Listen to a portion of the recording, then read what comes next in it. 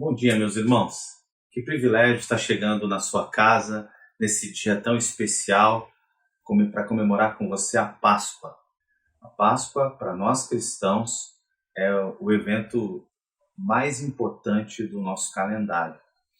A Páscoa, ela é um momento de grande reflexão, ela é tempo de nós pararmos tudo para olhar para aquela semana em que Jesus vive seus últimos dias, preso, é morto e ressuscita. Que bom poder chegar aí e falar um pouquinho com você sobre isso, e hoje nós vamos ter algumas surpresas.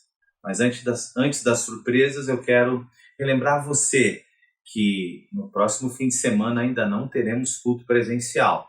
Então, no dia 11 ainda não teremos, fiquem atentos. Segunda coisa que eu preciso relembrar você, nós precisamos continuar contribuindo com a nossa igreja, porque os custos financeiros continuam mesmo na pandemia. E, na verdade, até eles sobem um pouquinho. Nós não vamos deixar de socorrer os irmãos que têm passado lutas e nos pedido socorro.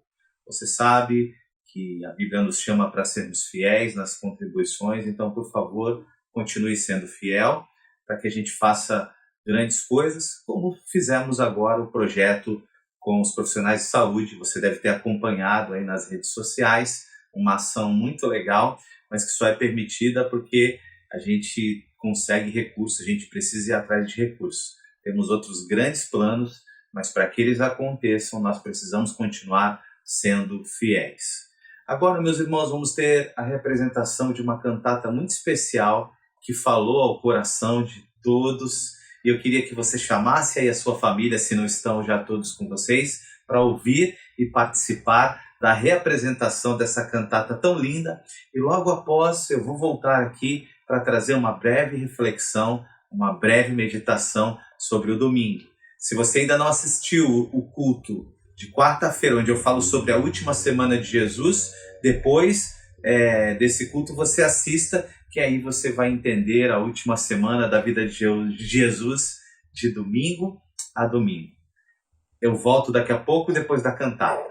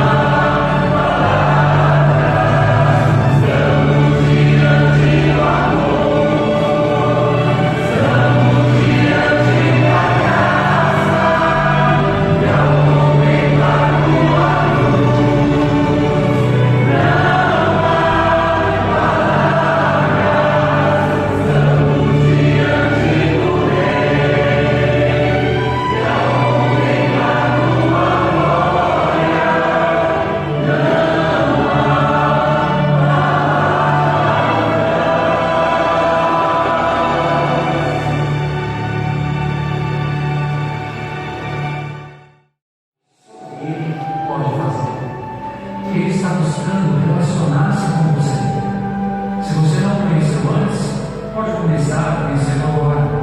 Se você apoia há muitos anos, mas está faminto por mais intimidade, isso é exatamente o que Ele está oferecendo. Talvez me surpreenda saber que pessoas têm orado para que durante esta apresentação a sua vida seja transformada. Se você deseja que isso aconteça, assim será. Se você quer deixar ir o passado, abrir mão de inquietar-se com o futuro e se encontrar com o Senhor neste momento,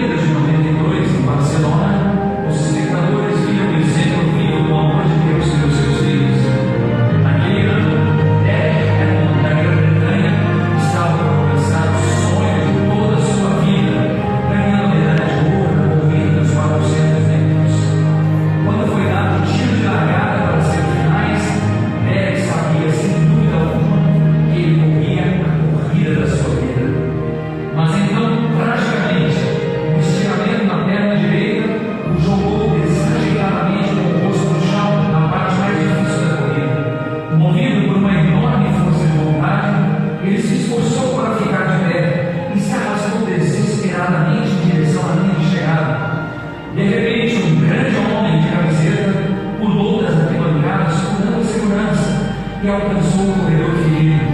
Jim Hammond passou os braços ao redor do seu filho. Filho, você não precisa fazer isso, ele disse. Sim, papai, eu preciso, Derek respondeu. Muito bem, então, vamos terminar a corrida juntos, disse o homem mais velho. E foi isso que eles fizeram. Permanecendo ao seu lado por toda a corrida, frequentemente não pararam seu filho e escoraram a cabeça em seus ombros. E assim chegaram ao final, enquanto a multidão se juntava, chorando e dando bravo. Derek Hammond não ganhou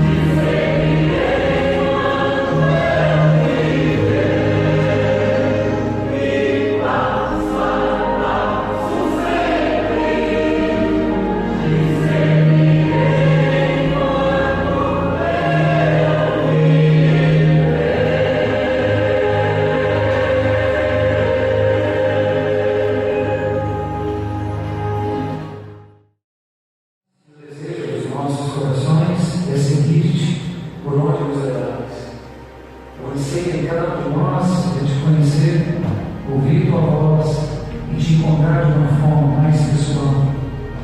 Obrigado, Senhor, por estar aqui nesta noite. Amém. Vocês já perceberam que o desejo profundo que sentimos de nos encontrar com o Senhor já é o começo do próprio encontro? Só mesmo Deus pode plantar esse desejo em nós. E para ouvir, não precisamos fazer grandes manobras. Deus está sempre falando conosco. Já ocorreu de estar lendo a Bíblia e, de repente, ser surpreendido por uma nova maneira de entender o texto? Esse é o Senhor falando contigo. Quando isso acontecer novamente, escreva o texto, medite nele, mergulhe nele. Peça a Deus que lhe mostre os ajustes que você precisa fazer para alinhar a sua vida à sua vontade. Aí então, faça esses ajustes e veja como Deus fala. Deus também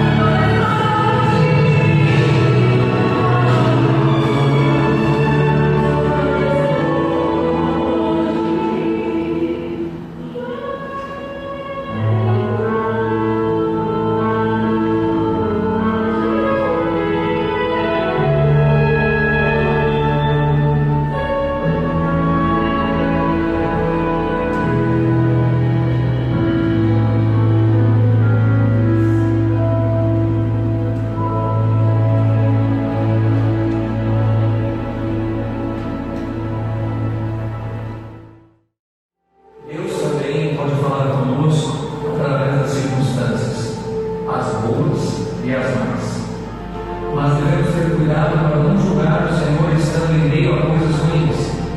Esta foi uma lição que Henry Blackaby aprendeu quando seu filho de 16 anos foi diagnosticado com câncer. Nós sofremos ao ver as sequelas da quimioterapia e da radiação, contou Blackaby. Algumas pessoas encaram experiências como esta culpando e questionando a Deus. Por que ele não me ama mais? O tratamento contra o câncer pode ser devastador. Mas será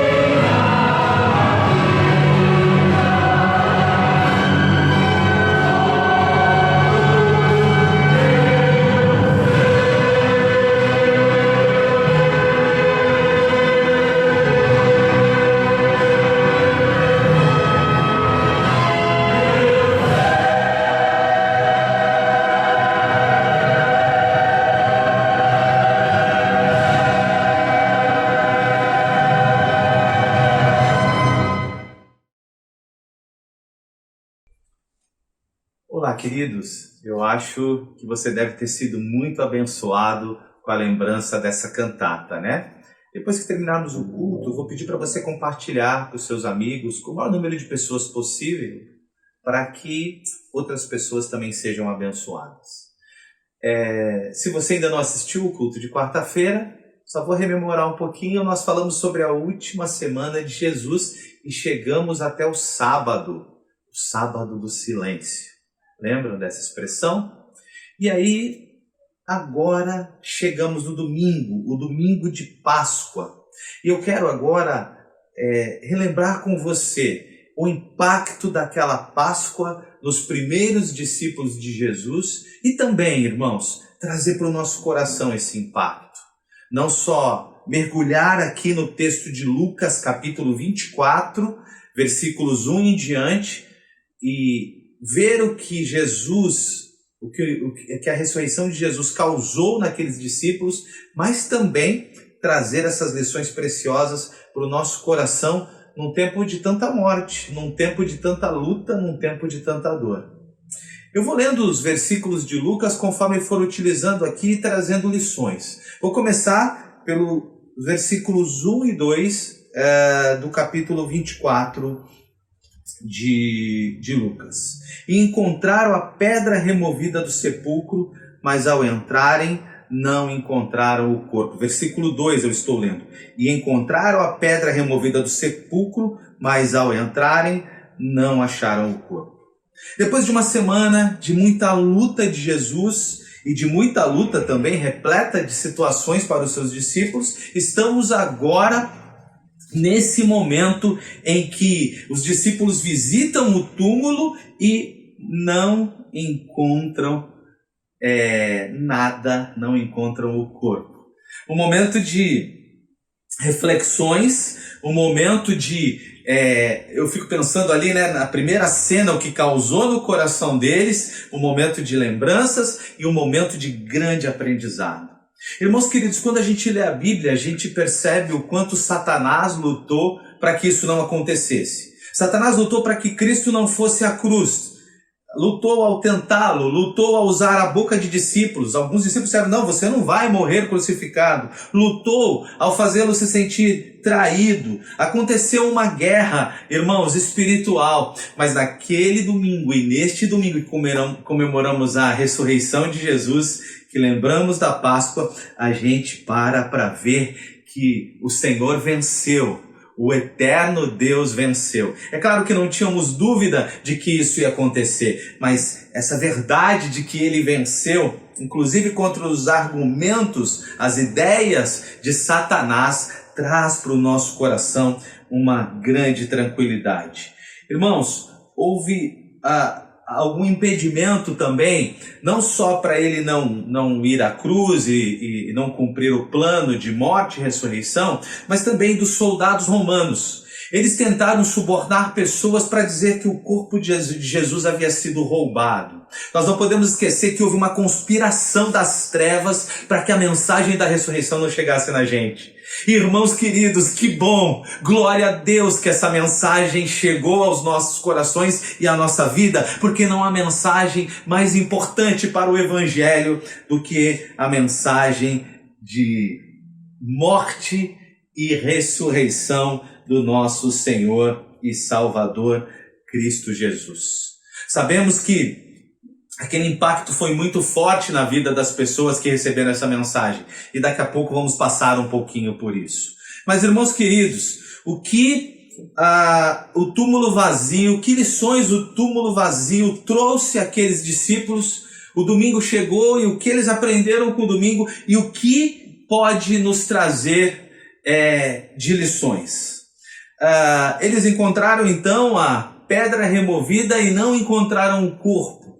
E não encontrar um corpo traz para a gente já uma reflexão extraordinária. Jesus não tem sepultura para cristão visitar. Você já deve ter ouvido falar, querido, no reverendo Stanley Jones, o ex-missionário na Índia. E certa vez você sabe que ele pregou 50 anos na Índia, certa vez ele encontrou um muçulmano no trem que estava a caminho de Meca, começou a sua viagem para chegar em Meca.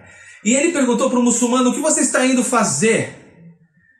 E o muçulmano disse: eu vou visitar o túmulo de Maomé. E Stanley Jones olhou para ele, sorriu e disse: nós cristãos não temos um túmulo para visitar. E esse muçulmano disse: essa é a diferença, nós temos. E Stanley Jones disse: graças a Deus que não temos, porque o nosso Deus ressuscitou. Todo mundo que adora uma divindade criada pela cabeça, pelas mãos humanas, todo mundo que idolatra uma divindade mentirosa tem um túmulo para visitar. E no domingo de Páscoa, a gente relembra que o nosso Jesus não está morto, não tem túmulo, nós não temos um lugar para visitar porque Ele ressuscitou, e glória a Deus por isso. Glória a Deus pelo domingo de Páscoa, porque o nosso Jesus, o nosso Deus não está morto, o nosso Deus está vivo. O túmulo vazio mostra o poder de Deus sobre a morte. E se Ele pôde vencer a morte, Ele pode vencer todas as coisas, meus irmãos. Então a primeira verdade, e importante verdade, impactou o coração daqueles discípulos, o túmulo vazio, e esse túmulo vazio precisa continuar falando aos nossos corações e impactando as nossas vidas. O versículo 4, ainda em Lucas 24, diz assim: aconteceu que, perplexas a esse respeito, apareceu-lhe 2 varões com vestes resplandecentes. Ali naquele túmulo também Deus havia enviado mensageiros, anjos. Tradução de anjos é mensageiros. Deus sempre enviou anjos, mas grande parte das vezes para trazer grandes mensagens, abençoadas mensagens. E os anjos apareceram ali, naquele ambiente, para selar, para trazer, para relembrar a verdade da ressurreição ao coração das pessoas que visitavam aquele túmulo.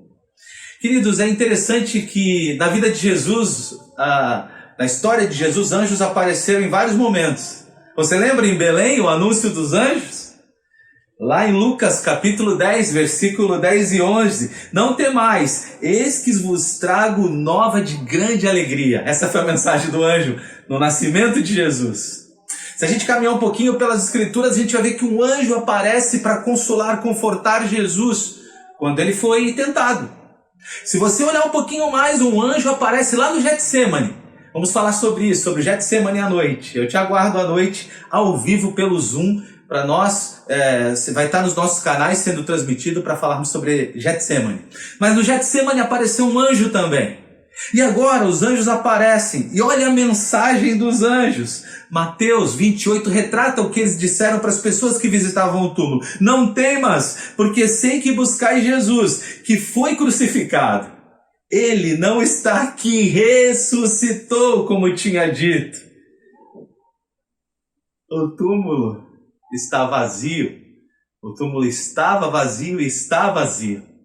E os anjos lembraram 2 coisas importantes. Não temam. Quem é discípulo de Jesus não teme a morte, não teme nada, não temam, porque Ele ressuscitou. Que mensagem de esperança para aquele momento em que eles choravam a morte de Cristo. Você sabe que os discípulos tinham esperanças diversas em relação ao Messias. Alguns achavam que ele ia montar num cavalo e vencer Roma numa guerra bélica. Para alguns, quando ele morre, eles não entendiam. Os sonhos deles quase se enterraram, quase foram sepultados juntos. Mas no domingo, eles ouviram dos anjos: não temas, ele ressuscitou. Uma mensagem de esperança vinda do céu para aqueles que estavam passando grande luta. Uma mensagem de esperança vinda do texto bíblico para cada um de nós nesta manhã. Uma terceira verdade é que esse anúncio dos anjos foi abençoador. Além de trazer esperança, ele foi abençoador. Veja, Lucas 24, versos 5 e a parte A do 6. Estando eles possuídos de temor, baixando os olhos para o chão, Aí eles lhe falaram: por que buscai entre os mortos o que vive? Então, além de uma mensagem de esperança, uma mensagem abençoadora para o coração daqueles que visitaram o túmulo vazio. A maioria dos discípulos estavam com o coração quebrado naquele dia, mas foram abençoados com a mensagem. E essa mensagem continua verdadeira e precisa estar nos nossos lábios. Lembra como disse Jó: eu sei que o meu Redentor vive?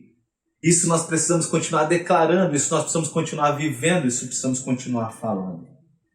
Eu gosto do hino que nos lembra: porque ele vive, posso crer no amanhã. Porque ele vive, temor não há. Veja que esse hino trata as duas verdades que disse agora. Porque ele vive, posso crer no amanhã. Porque ele vive, temor não há. Porque eu bem sei, e você também, que é dele o meu futuro. Mas há uma outra lição maravilhosa que os discípulos aprenderam ao visitar aquele túmulo. Diz para nós o versículo 9 de Lucas 24: e voltando ao túmulo, anunciaram todas essas coisas, voltando do túmulo, anunciaram todas essas coisas aos 11 e todos os mais que com eles estavam. Ao encontrar o túmulo vazio, eles perceberam que eles tinham uma missão. Eles perceberam que deveriam, a partir daquele momento, anunciar que Jesus vive. Irmãos queridos, que tal, nesse momento de tanta desesperança, que tal as suas redes sociais, a sua boca, o que você escreve no WhatsApp, as pessoas que têm uma interação com você, ouvir sobre a esperança que há em Cristo Jesus? Eles tinham algo a proclamar, ele vive, e saíram dali fazendo isso. A mensagem da cruz e da ressurreição do Senhor Jesus foi e é a grande mensagem da igreja. Escutou o que eu disse? A mensagem da cruz e da ressurreição do Senhor Jesus foi e é a grande mensagem da igreja. Irmãos, aquelas preciosas e santas mulheres que chegaram no túmulo ali, elas foram as primeiras a proclamar essa mensagem. Bendita as mulheres, né? Bendita as mulheres, que bênção. Irmãos, por que devemos proclamar essa viagem? Porque, essa mensagem, essa verdade de que Cristo ressuscitou. Porque sem ressurreição não há esperança. Sem ressurreição não há esperança para esse mundo caído. E aí eu queria te perguntar, a mensagem da cruz tem sido a mensagem que tem saído da tua boca e do teu coração nesse tempo? Se não é, mude a chave, que as pessoas possam ouvir a respeito do Cristo, que não só viveu, que não só morreu, mas ressuscitou. Que a Páscoa, que a tua vida, a tua boca, o teu coração sejam recheados da mensagem da Páscoa.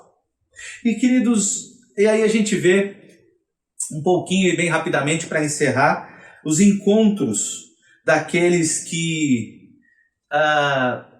estiveram com Jesus após a sua ressurreição. Jesus disse: eu sou a ressurreição e a vida. João capítulo 11, verso 25. E quando ele diz isso, é verdade, a gente pode perceber de forma prática que cada um que teve contato com ele após a sua ressurreição foi sendo tocado pela vida que havia nele.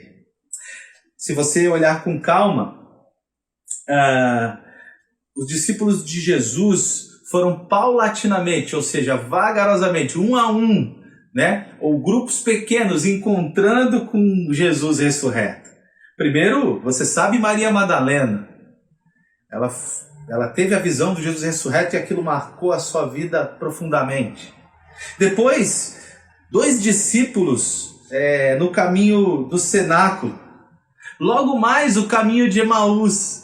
Que lindo texto, aquele diálogo no caminho de Emaús. Pessoas sem esperança. Daqui a pouco alguém diz assim: nossa, o nosso coração não aquecia quando ouvíamos o que ele dizia.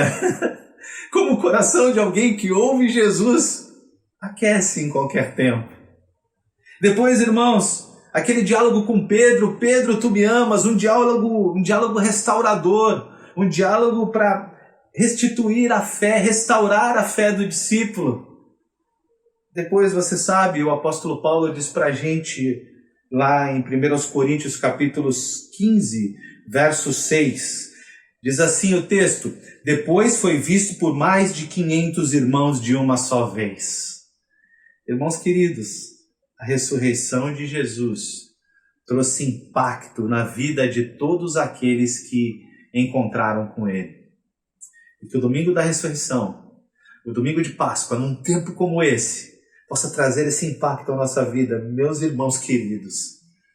Que possamos lembrar do nosso Cristo ressurreto, que possamos olhar para a eternidade, que possamos nos lembrar que o Cristo ressurreto nos traz a mensagem de que ressuscitaremos com Ele, e de que tudo aqui é muito pequeno e muito passageiro, e que a mensagem verdadeira de Páscoa permeie o nosso coração, o coração das nossas famílias, e tudo isso possa fazer de nós pessoas que vivem tempos difíceis, sim, mas não se entregam, mas não se rendem, mas não se deixam esmorecer, porque temos como olhar, temos a quem olhar, temos como buscar o Cristo vivo e ressurreto.